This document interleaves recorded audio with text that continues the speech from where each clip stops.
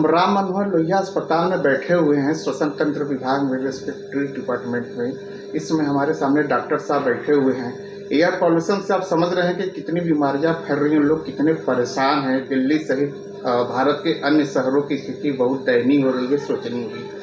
बीमारियां बढ़ रही हैं, लोगों को सांस लेने में दिक्कतें आ रही है, मरीजों की संख्या में लगातार इजाफा हो रहा है। इस पर हमने डॉक्टर साहब से बहुत उनका बेशकीमती समय लेकर उनसे जानने की कोशिश की है कि सर इसके पीछे कारण क्या है, बचाव क्या है, लक्षण क्या है। तो डॉक्टर साहब इसके लिए हम धन्यवाद देना चाहेंगे कि डॉक्टर साहब ने अपना बेशकीमती समय हमें दिया। सबसे पहले सर आपका बहुत बहुत धन्यवाद हमारे न्यूज़ ट्रैक चैनल से जुड़ने के लिए, आपने हमें समय दिया। सर आप थोड़ा सा अपना एक संक्षिप्त परिचय बताएंगे सर, 2 लाइन सर। मेरा नाम डॉक्टर सागर जैन है। मैं छाती एवं श्वास रोग विशेषज्ञ में कार्यरत हूँ डॉक्टर राम मनोहर लोहिया अस्पताल में, सीनियर रेसिडेंट की पोस्ट पे, लखनऊ। जी सर, धन्यवाद सर।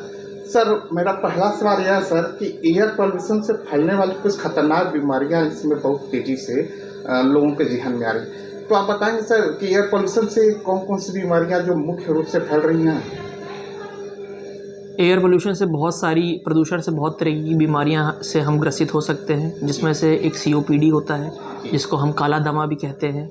वो बहुत ज़्यादा धुआं इनहेल करने की वजह से होता है।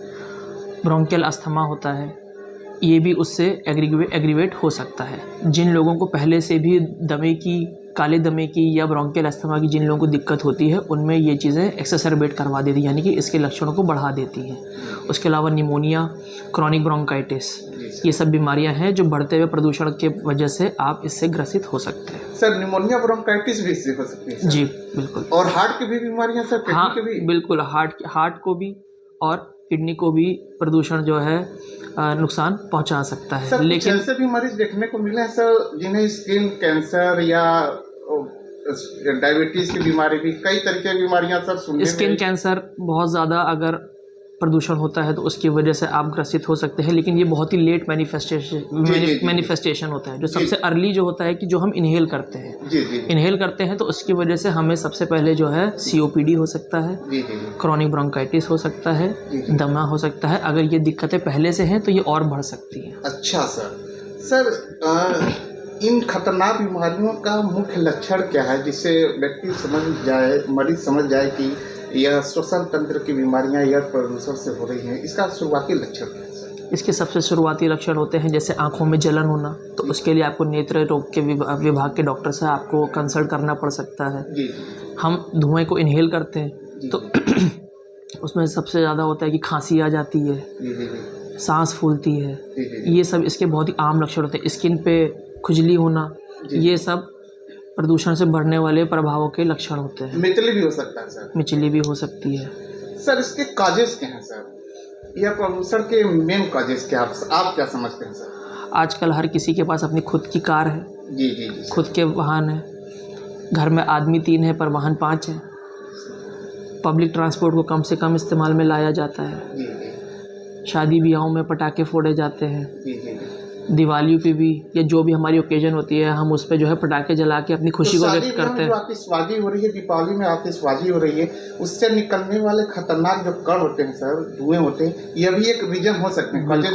बिल्कुल होता है, बिल्कुल ये कारण होते हैं। तो इसीलिए ये नहीं कह रहे हैं कि आप बिल्कुल ही मत कीजिए, लेकिन एक संतुलित तरीके से और बहुत ही मिनिमल अपनी खुशी केवल करने के लिए आप इन पटाखे का आप इस्तेमाल कर सकते हैं। सर ये जो चिमनियाँ हैं, गैस निकल रही है, पराली जलाना, ये भी एक समस्या है? बिल्कुल, जो गांव देहात में जो चूल्हा फूका जाता है, चिमनियों से जो धुआं निकलता है, बसों का और इनसे निकलने वाले जो धुएँ होते हैं, जो मोटर व्हीकल से निकलने वाले धुएँ होते हैं, ये मुख्य कारण होते हैं प्रदूषण का।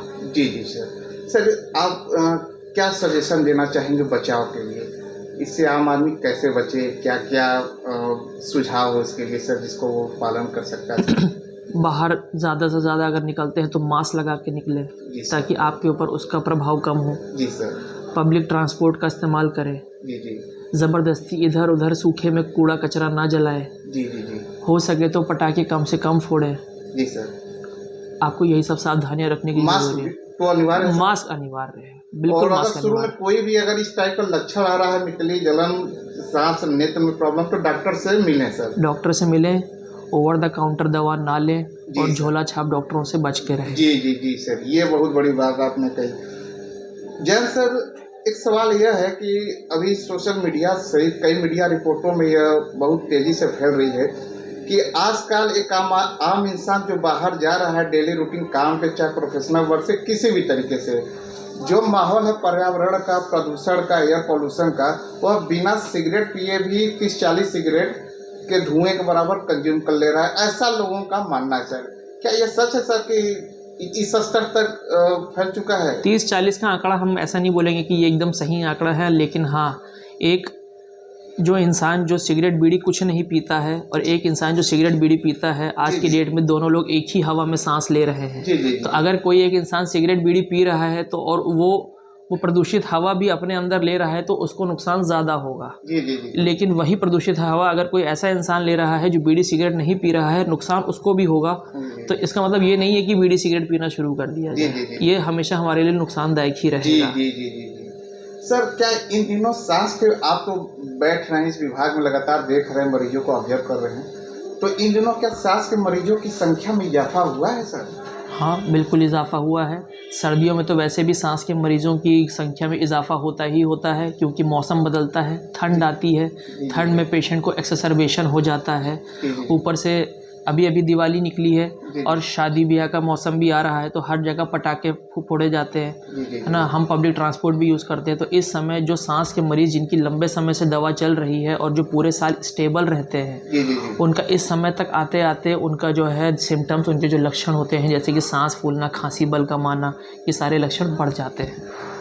सर, आखिरी में अपने तरफ से कोई मैसेज देना चाहेंगे पब्लिक को सर? पब्लिक ट्रांसपोर्ट का ज़्यादा से ज़्यादा इस्तेमाल करें, मास्क लगा के बाहर निकलें, पटाखे और जो भी आप दिवाली के पटाखे या जैसे भी जिस भी ओकेजन के लिए आप पटाखे आप फोड़ रहे हैं, थोड़े से संतुलित तरीके से फोड़ें। आपने हमें अपना बेशकीमती समय दिया।